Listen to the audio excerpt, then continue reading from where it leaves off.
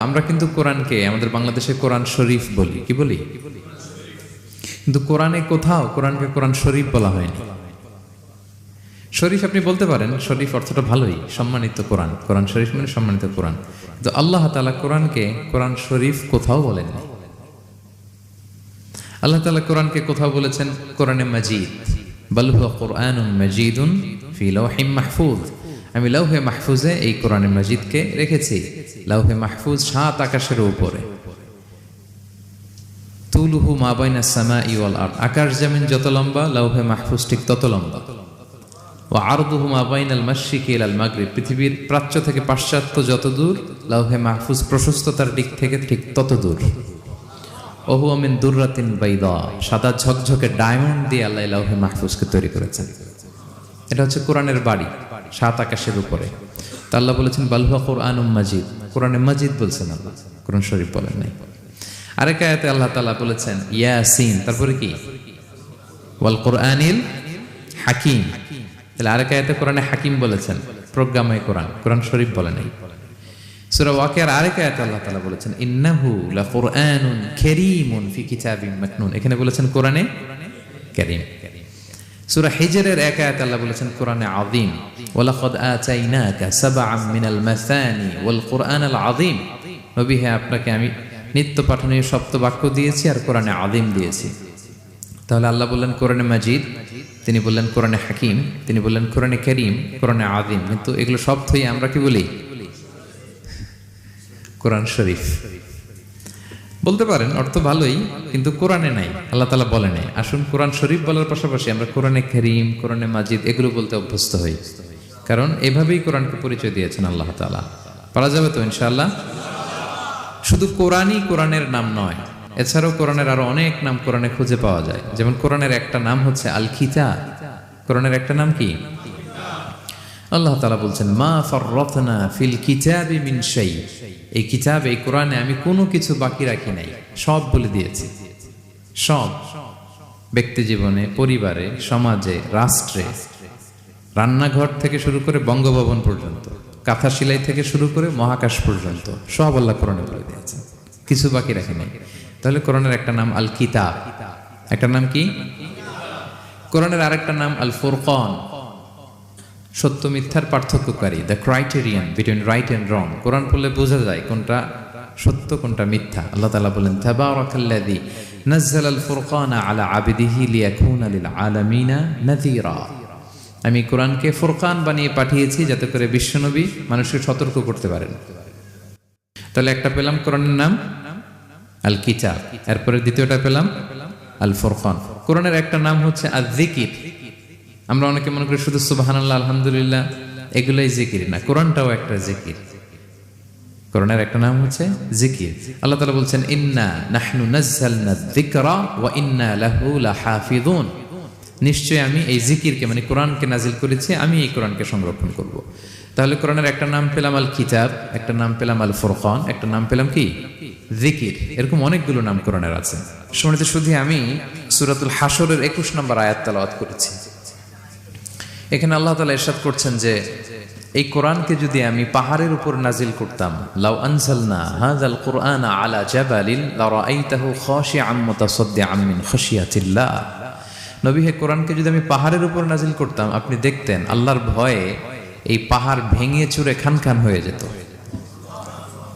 এটা এত গরু ভার একটা বাণী কোরআন আল কারীম, পাহাড় ভেঙে যেত। পাহাড় কি চারটেখানে কথা? সুবিশাল পাহাড় আল্লাহ তাআলা পৃথিবীতে সৃষ্টি করে রেখেছেন। আপনারা আলাস্কা পর্বতমালার নাম শুনেছেন? Alaska range, located in USA. যুক্তরাষ্ট্রে একটা মাউন্টেন রেঞ্জ আছে, এটা 600 মাইল লম্বা। কয়শো মাইল? পুরোটাই পাহাড়। এটার নাম হচ্ছে আলাস্কা মাউন্টেন রেঞ্জ। ইউরোপে একটা মাউন্টেন রেঞ্জ আছে, এটার নাম হচ্ছে আল্পস মাউন্টেন রেঞ্জ, এটা 750 মাইল লম্বা। নেপালে একটা পাহাড় আছে, এটার নাম মাউন্ট এভারেস্ট, এটা 8829 মিটার উঁচু। আল্লাহ বলেন এই বিশাল বিশাল পাহাড়, আরব বিশ্বে অনেক বড় পাহাড় আছে। তুর পাহাড়ের চূড়ায় আমি উঠেছিলাম, আরব বিশ্বের সবচেয়ে বড় পাহাড় মাউন্টেন রেঞ্জ। আল্লাহ বলেন এই কোরআনকে যদি আমি তোমাদের উপর নাজিল না করে পাহাড়ের উপর নাজিল করতাম, আলাস্কার উপর নাজিল করতাম, আল্পস পর্বতমালায় নাজিল করতাম, তুর পাহাড়ে যদি নাজিল করতাম, মাউন্ট এভারেস্টের উপর যদি নাজিল করতাম, তাহলে নবী হ্যাঁ আপনি দেখতেন আল্লাহর ভয়ে এই পাহাড়গুলো ভেঙে চূর্ণ বিচূর্ণ হয়ে যেত। কিন্তু সেই কোরআন আল্লাহ কাদের উপর নাজিল করেছেন? আমাদের উপর। সো হিউজ রেসপন্সিবিলিটি, অনেক বড় দায়িত্ব। এই কোরআনকে আমরা বুঝি কিনা, কোরআনকে মানি কিনা, কোরআনের আইন সমাজে চাই কিনা, this is the burning question. নিজেকে নিজে প্রশ্ন করুন যে কোরআনের যে হকগুলো আছে আমরা আদায় করছি কিনা। এটা যেন তেন কোনো বাণী নয়, এটা আল্লাহ তাআলার পাঠানো বাণী, অনেক ভারী, অনেক ওজনওয়ালা বাণী। আল্লাহ তাআলা বলছেন ইন্না সানুলকি আলাইকা কওলান সাকিলা, নবী হে আপনার কাছে আমি অনেক ভারী, হেভি ওয়েট ওয়ার্ড নাজিল করব। এটা অনেক ওজনের, এটা সিম্পল কোনো বিষয় নয়। এই কোরআন যখন রাসূল সাল্লাল্লাহু আলাইহি ওয়াসাল্লামের উপর নাজিল হতো, প্রচন্ড শীতের রাতে বিষ্ণু সাল্লাল্লাহু আলাইহি ওয়াসাল্লাম ঘামতেন। আম্মা জান আয়েশা বলেন আমরা কম্বল মুড়ি দিয়েও থাকতে পারি না, এত শীত, কিন্তু বিশ্বনবী ঘেমে ঘর্মাক্ত হয়ে একাকার। ওটের উপর বসে থাকা অবস্থা যখন কোরআন নাজিল হতো, ওটগুলো মরুভূমির মধ্যে বসে পড়তো ডিরেক্টলি। কাফেলা চলছে চলছে, সাইয়েদনা জিবরাইল এসে কোরআন নাজিল করেছেন, কোরআনের ভারে ধপাস করে উট বসে যেত। যায়েদ ইবনে সাবিত রাদিয়াল্লাহু তাআলা আনহু কাতিবুল ওয়াহী, রাসূল সাল্লাল্লাহু আলাইহি ওয়াসাল্লামের একজন সাহাবী। রাসূল সাল্লাল্লাহু আলাইহি ওয়াসাল্লাম একবার যায়েদ রাদিয়াল্লাহু তাআলা আনহুর পায়ের মধ্যে মাথা রেখে শুয়েছিলেন, দীর্ঘক্ষণ শুয়ে থাকলেন। যায়েদ রাদিয়াল্লাহু তাআলা আনহু বলছেন আমার কোনো কষ্টই হচ্ছে না। হঠাৎ করে কোরআন নাজিল হতে লাগলো। কি নাজিল হতে লাগলো?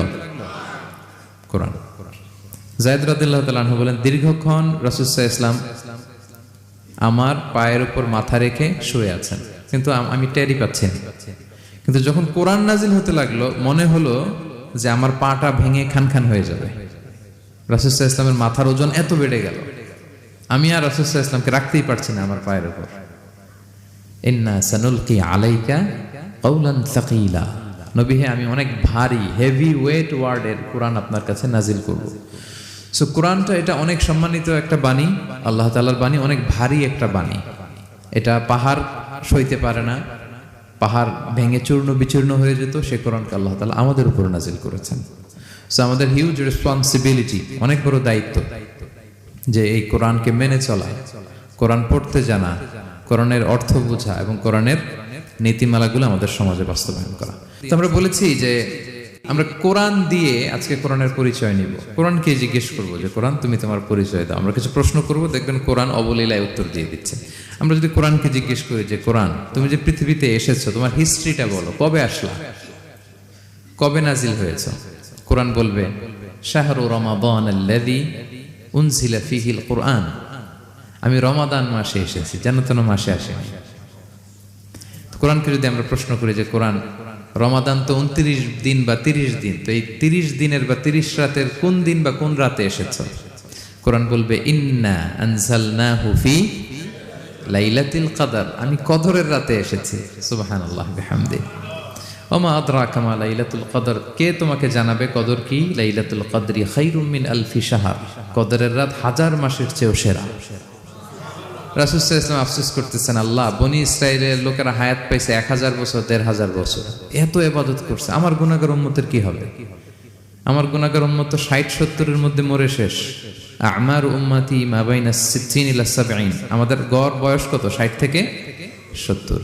তো আল্লাহ বলেন চিন্তা করো না, লাইলাতুল কদর খায়রুম মিন আলফি শাহর, তোমার গুনাহগার উম্মতের জন্য আমি কদরের রাত দিয়েছি, 1000 মাসের চেয়ে সেরা। তাহলে কোরআনের হিস্ট্রি আমরা জেনে গেলাম। রমাদানে আসছে, রমাদানের কোন রাতে আসছে?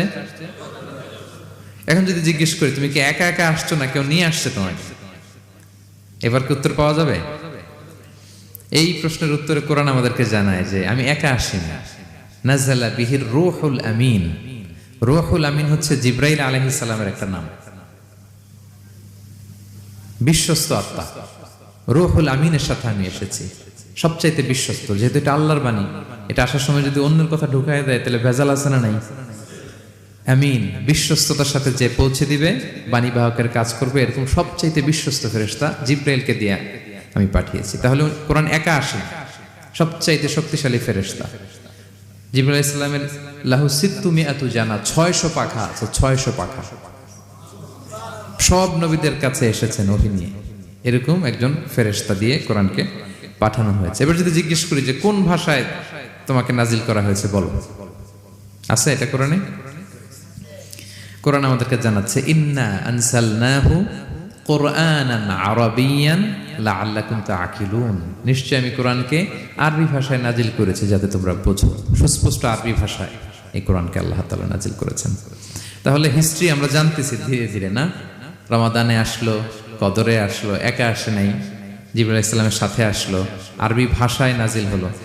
এবার যদি জিজ্ঞেস করি যে তুমি যে আসলা, তোমাকে যে আমাদের তেলাওয়াত করতে হবে, তো এই তেলাওয়াত করার গাইডলাইনটা কি, কিভাবে তেলাওয়াত করব, তেলাওয়াত করার সিস্টেমটা কি, এটা যদি আমাদেরকে একটু বলতে। তো কোরআন এই প্রশ্নের উত্তরে প্রথমে আমাদেরকে বলে যে আমাকে যদি আবৃত্তি করতে চাও, তেলাওয়াত করতে চাও, প্রথম গাইডলাইন হচ্ছে লা ইয়ামাসসুহু ইল্লাল মুতাহহারুন। এর অর্থ হচ্ছে পবিত্র ছাড়া কেউ এই কোরআনকে স্পর্শ করতে পারে না। যদিও এটা দিয়ে লাউহে মাহফুজের কথা বলা হয়েছে, ফেরেশতাদের কথা, কিন্তু বিষ্ণু বলেছেন লা ইয়ামাসসুহু ইল্লা তাহির, পবিত্রতা ছাড়া কোরআন ধরা যায় না। তাহলে কোরআন তেলাওয়াতের প্রথম গাইডলাইন কি? পবিত্রতা। অজু করতে হবে, ডোন্ট টাচ মি উইদাউট অ্যাবলুশন। কোরআন আপনাকে অর্ডার করবে অজু ছাড়া আমাকে টাচ করা যাবে না। আচ্ছা, অজু করলেন, তারপরে কি শুরু করে দিতে পারবেন? না। কোরআন বলে ফাইদা ক্বরাতাল কুরআনা ফাস্তাইদ বিল্লাহি মিনাশ শাইতানির রাজিম। কোরআন পড়ার আগে তোমার যে সুস্পষ্ট দুশমন ওই শয়তানের ব্যাপারে আল্লাহর কাছে পানাহ চেয়ে নাও। মানে পড়ো আউযু বিল্লাহি মিনাশ শাইতানির রাজিম বিসমিল্লাহির রহমানির রহিম। তাহলে অজু করলেন, আউযু বিল্লাহ পড়লেন, বিসমিল্লাহ পড়লেন। এবার কি করতে হবে? এবার কোরআন বলছে যেমন মনে চায় তেমন পড়া যাবে না। তুমি গানের সুরে, ব্যান্ডের সুরে, হিপ হপ সুরে কোরআন পড়বা, এটা আল্লাহ কবুল করবে না। কোরআন বলছে ওয়ারাত্তিলিল কুরআনা তারতিলা, তারতিলের সাথে কোরআন পড়তে হবে, ধীর স্থির ভাবে কোরআন পড়তে হবে। তারতিল, আপনারা যারা কোরআন পড়বেন তারতিলের সাথে পড়বেন। What is তারতিল? আনাস রাদিয়াল্লাহু তাআলা আনহুকে জিজ্ঞেস করা হয়েছিল তারতিল কি, নবী কিভাবে তেলাওয়াত করতেন। তিনি বলেছিলেন ইয়ামুদ্দু বিহা সাওতাহু মাদ্দান। বিষ্ণু ইসা ইসলাম প্রতিটি আয়াত টেনে টেনে পড়তেন। কিভাবে? টেনে টেনে পড়তেন। আবার বিষ্ণু ইসা ইসলামের স্ত্রী উম্মে সালামা রাদিয়াল্লাহু তাআলা আনহা, তিনি বলতেন ইয়াকাত্তিউ কিরাআতাহু আয়াতান আয়াতান। বিষ্ণু ইসা ইসলাম প্রতিটি আয়াত শেষে থামতেন, এক আয়াত পড়ে থেমে আরেক আয়াত, আবার থেমে আরেক আয়াত। আলহামদুলিল্লাহি রাব্বিল আলামিন আর রহমানির রহিম মালিকি ইয়াউমিদ্দিন। দেখেন, টেনে টেনেও পড়লাম, আবার প্রতিটা আয়াত শেষে থামলাম। This is তারতিল। ওয়ারাত্তিলিল কুরআনা তারতিলা। এভাবে টেনে টেনে প্রতি আয়াত শেষে থেমে থেমে পড়ার নাম তারতিল। এভাবে পড়তে হবে। তো পড়ার গাইডলাইন কি পেলাম? প্রথমে কি করতে হবে? ওযু করতে হবে, পবিত্রতা। এরপরে আউযু বিল্লাহ, বিসমিল্লাহ পড়তে হবে। এরপরে কিভাবে পড়তে হবে? তারতিলের সাথে। কথা কি বুঝতে পারতেছেন সবাই? বিরক্ত হচ্ছেন না তো আপনারা? আচ্ছা, মুভিং অন। এরপর যদি বলি যে ঠিক আছে ওযু করলাম, আউযু বিল্লাহ বিসমিল্লাহ পড়লাম, তারতিলের সাথে পড়বো, তো কোত্থেকে পড়বো? সূরা তো 114টা, পারা তো 30টা। কোন দিক থেকে? শুরু থেকে না মিডল থেকে না শেষ থেকে? দেখেন কোরআন কি বলে। কোরআন বলে ফাকরাউ মা তায়াসসারা মিনাল কুরআন। যেখান থেকে সহজ লাগে ওইখান থেকে পড়ো, যেখান থেকে। এই যে আমরা একটু পরে মাগরিবের সালাত করবো, কোনো ধরা বাঁধা এরকম গাইডলাইন আছে যে এই সূরাটাই পড়তে হবে? সূরা আর রহমান দিয়ে না পড়লে মাগরিব হবে না, বা সূরা জিলজাল দিয়ে না পড়লে মাগরিব আদায় হবে না, এরকম আছে? ফাকরাউ মা তায়াসসারা মিনাল কুরআন, যেখান দিয়ে তোমার সহজ লাগে ওইখান দিয়ে পড়ো। শুধু বড় এক আয়াত বা ছোট 3 আয়াত এই পরিমাণ হলেই হবে, যেখান থেকে মনে চায়, যে কোনো পারা, যে কোনো সূরা। আলহামদুলিল্লাহ বলে। বিশেষ করে ফজরের নামাজে বিষ্ণু ইসলাম লম্বা কেরাত পড়তেন, কারণ ফজরের কোরআন তেলাওয়াতটাতে স্পেশালি সাক্ষী রাখা হয়। আল্লাহ তাআলা বলছেন আকিমিস সালাতা লিদুলুকিশ শামসি ইলা গাসাকিল লাইলি ওয়া কুরআনাল ফাজর ইন্না কুরআনাল ফাজরি কানা মাশহুদা।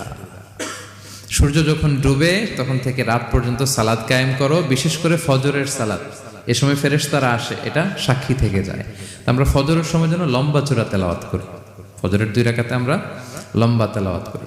এবার কোরআনকে যদি জিজ্ঞেস করি যে কোরআন তোমার পৃথিবীতে যে এসছো, তোমার অবজেক্টিভটা কি, নাজিলের উদ্দেশ্য কি, কি উদ্দেশ্যে আল্লাহ তাআলা পাঠিয়েছেন, কোরআন আমাদেরকে জানাচ্ছে আলিফ লাম রা কিতাবুন আনজালনাহু ইলাইকা লিতুখরিজান নাসা মিনাল যুলুমাতি ইলান নূর। এই কোরআনকে আমি নাজিল করেছি যাতে অন্ধকারাচ্ছন্ন মানুষগুলোকে নবী হে আপনি আলোর দিকে নিয়ে যেতে পারেন। I have revealed this holy book to you in order to lead the mankind out of darkness into the light. Quran আমাদেরকে আলোর দিকে নেয়। কিসের দিকে নেয়? আলোর পথ দেখায়, মুক্তির পথ দেখায়। তো মুক্তির জন্য আমি এই কোরআনকে পাঠিয়েছি। এবং কোরআন পাঠিয়ে আল্লাহ তাআলা গোটা বিশ্ববাসীকে চ্যালেঞ্জ করেছেন যে পারলে এরকম আর একটা কোরআন বের করে আনে, লিখে আনে। পারবে নাকি গোটা বিশ্বের সবাই মিলে? আমরা যখন বই লিখি, বইয়ের ভূমিকাতে লিখি যে মানবিক দুর্বলতার কারণে বা আমার জ্ঞানের কমতির কারণে কিছু ভুল হতে পারে বা টাইপো মিস্টেক হতে পারে। কেউ যদি আমাদের ভুলগুলো ধরিয়ে দেন আমরা শুদ্ধ করে নিব। প্রত্যেক লেখক লেখে যে আমার 3টা বই বেরোয়েছে, আমি এটা লিখছি শেষে, যে কিছু টাইপো মিস্টেক হতে পারে বা আমার ভুল হতে পারে, জানালে আমি পরবর্তী সংস্করণে কি করব? শুধরে নেব। কিন্তু কোরআন ব্যতিক্রম। সব লেখক বলে ভুল থাকলে বললাম, কোরআন বলে পারলে ভুল খুঁজে বের করো।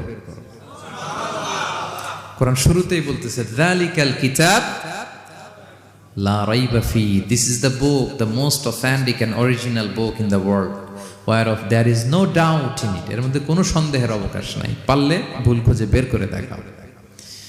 তার মানে গোটা বিশ্ববাসীকে আল্লাহ তাআলা চ্যালেঞ্জ ছুড়ে দিয়েছেন।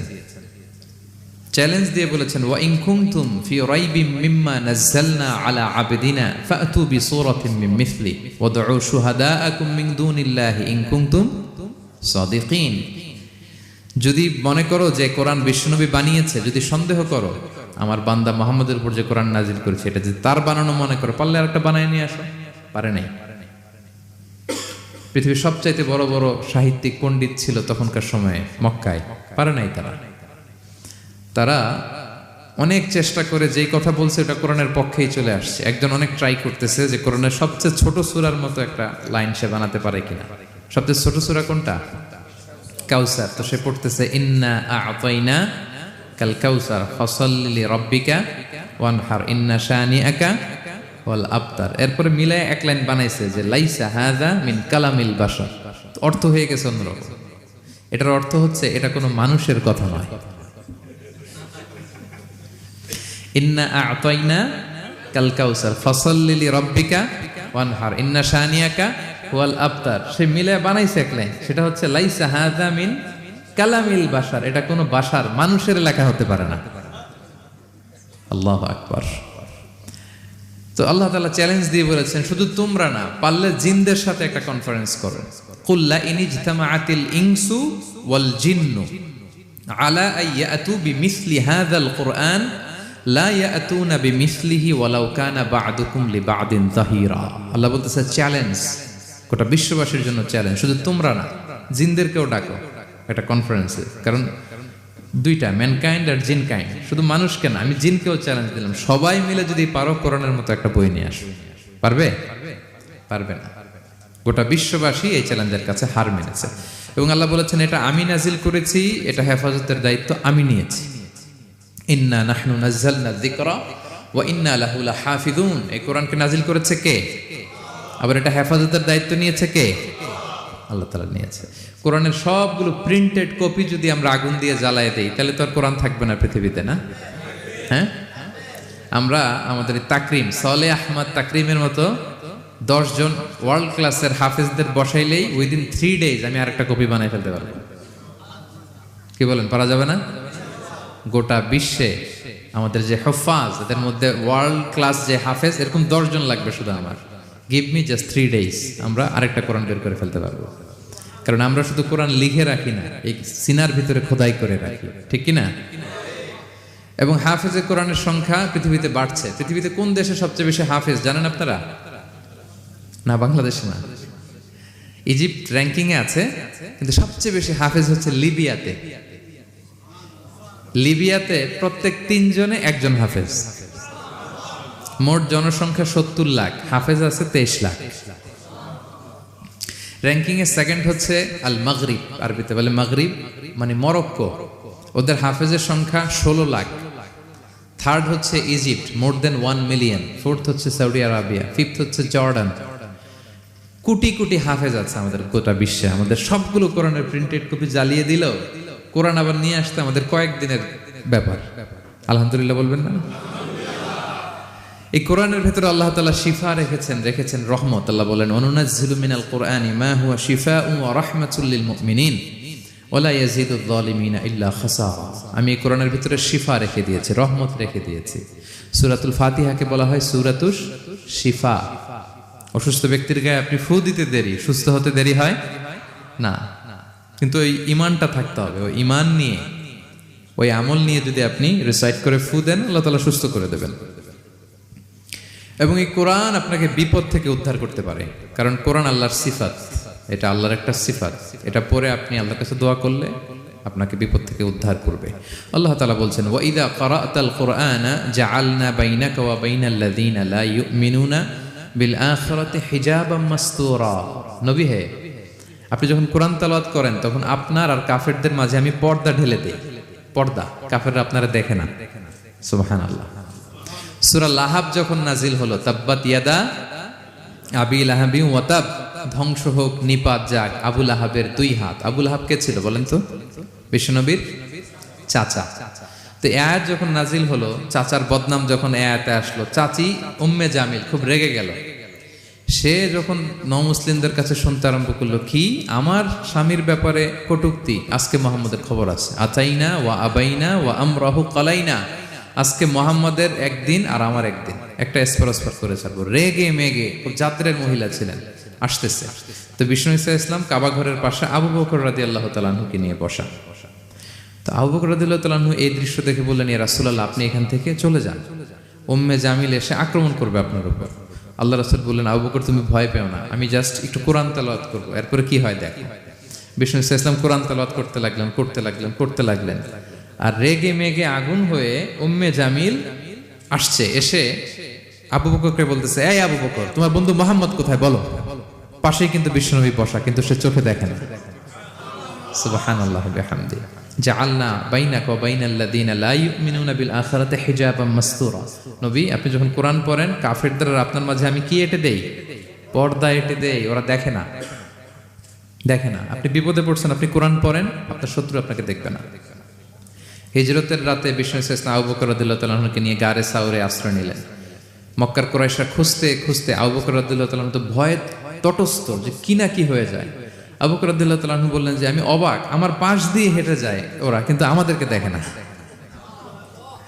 ইমাম আল কুরতুবী, তিনি মনসুর দুর্গে বন্দী ছিলেন, জালিমের বন্দিশালায়। উনি জেলখানা ভেঙে পালাতে লাগলেন। পালাতে সৈনিকরা টের পেয়ে গেল, খুঁজতেছে ওনাকে, খুঁজতে ধরার জন্য উনি এক পাহাড়ের চিপায় যেয়ে আশ্রয় নিলেন আর সূরা ইয়াসিন তেলাওয়াত করতে লাগলেন।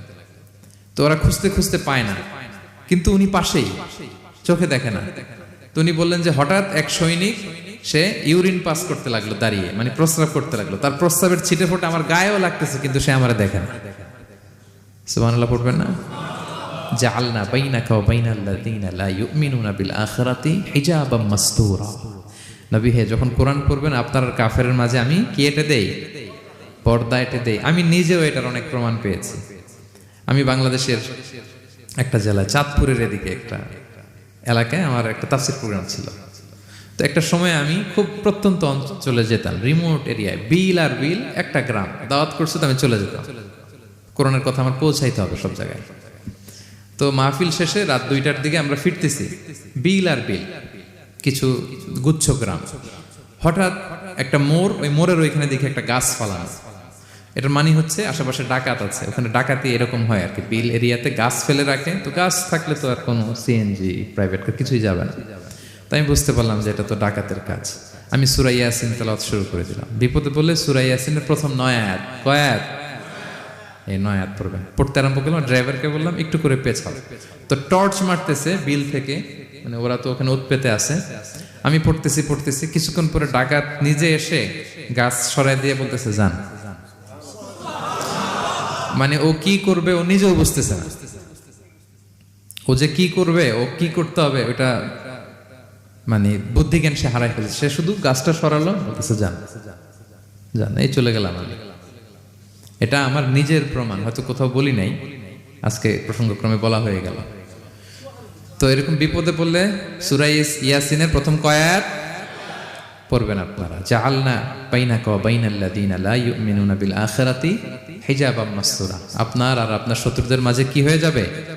পর্দা পড়ে যাবে, দেখবেই না আপনাকে। অনেক চেষ্টা করেছিল মক্কায় কুরাইশরা রাসূল সাল্লাল্লাহু আলাইহি ওয়াসাল্লামের এই কোরআনে বাধা দিতে, যাতে এই কোরআনের কথা শুনতে না পারে। কারণ যারাই বিশ্বনবীর কণ্ঠের তেলাওয়াত শুনতো এরাই মুগ্ধ হয়ে কালিমা পড়ে মুসলমান হয়ে যেত।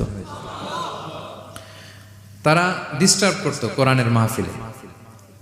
وقال الذين كفروا لا تسمعوا لهذا القرآن والغوا فيه لعلكم تغلبون। তারা বলতো যে মুহাম্মদের কণ্ঠের কোরআন তোমরা শুনবে না, বরং ডিস্টার্ব করবে। কি করবে? তো আবু জাহেল যখন ঘোষণা দিল তখন বিশ্বনবী তেলাওয়াত করলে ওরা শীষ দিত, হুইসেল বাজাতো, মুকাআউ ওয়া তাসদিয়া, হুইসেল বাজাতো আর হাততালি দিত এরকম।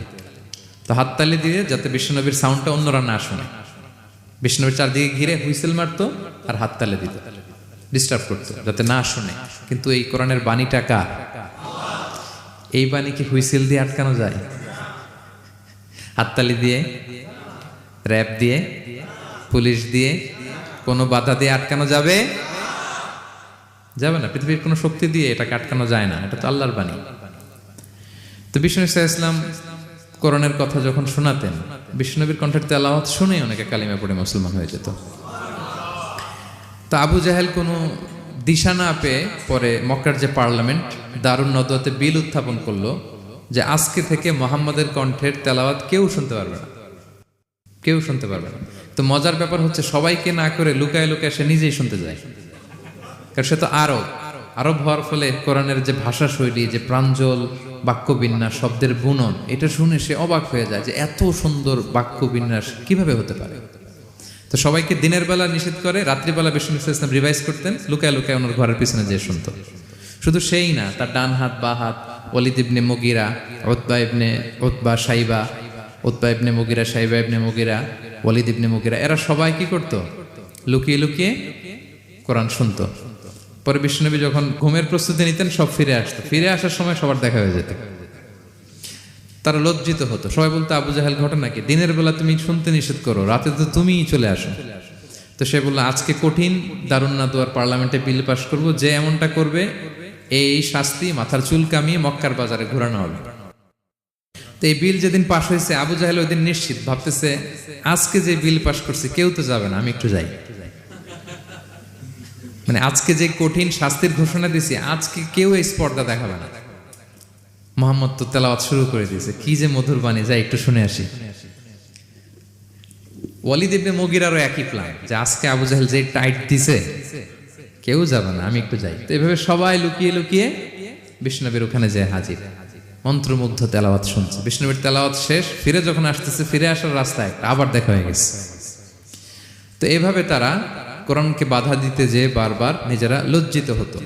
এবং হজের মৌসুমে যখন ভিন দেশ থেকে লোকেরা আসতো, মক্কার যে এন্ট্রিগুলো আছে আবু জাহেল লোক বসিয়ে রাখতো, বলতো যে সবাইকে বলবা এখানে একটা উন্মাদ লোক আছে, বীর বীর করে কি যেন বলে, নাম তার মোহাম্মদ। তোমরা হজ করতে আসো, হজ করো, জমজমের পানি খাও, সাফা মারোয়ায় দৌড়াও, কিন্তু এই মোহাম্মদের কাছেও যাবা না, গেলেই পাগল হয়ে যাও। মানুষের একটা অভ্যাস আছে, আল ইনসানু হারিসুন আলা মা মুনিয়া, মানুষের যেটা করতে না বলা হয় বেশি, মানুষ এটা করে বেশি। তো রাসূল সাল্লাল্লাহু মুহাম্মদের কথা কিন্তু ভিনদেশীরা জানতোই না। মুহাম্মদের কাছে যেও না যখন বলছে, সবাই মনে মনে প্ল্যান করে নিছে, আর যাই করি আর না করি মুহাম্মদের দেখে যাইতে হবে। তো এরা হস্টস করে সবাই খুঁজতো, হু ইজ দিস মুহাম্মদ, কে এই মুহাম্মদ? রাসূল সাল্লাল্লাহু আলাইহি ওয়াসাল্লামের কাছে আসতো, রাসূল সাল্লাল্লাহু আলাইহি ওয়াসাল্লামের তেলাওয়াত তো অনেক দূরে, চেহারা দেখে অনেকে কালিমা পড়ে মুসলমান হয়ে যেত। এত নুরানি চেহারা বিশ্বনবী ছিল, এত সুন্দর তেলাওয়াত ছিল। প্রিয় ভাইরা, সেই কোরআনকে আল্লাহ তাআলা বলছেন যে পাহাড়ের উপর যদি নাজিল করতাম, পাহাড় ভেঙে কি হতো? চুরমার হয়ে যেত। পাহাড়ের উপর নাজিল না করে কার উপর নাজিল করছে? আমাদের উপর নাজিল করছে। আমাদের হিউজ রেসপন্সিবিলিটি, এই কোরআনকে আমাদের বুঝতে হবে, জানতে হবে। কোরআন শুদ্ধভাবে পড়ার প্রচেষ্টা চালাবেন তো? রেগুলার কোরআনের অর্থ বুঝবেন তো? কোরআনের মাহফিলগুলোতে আসবেন তো? কোরআনের পক্ষে থাকবেন তো সবাই?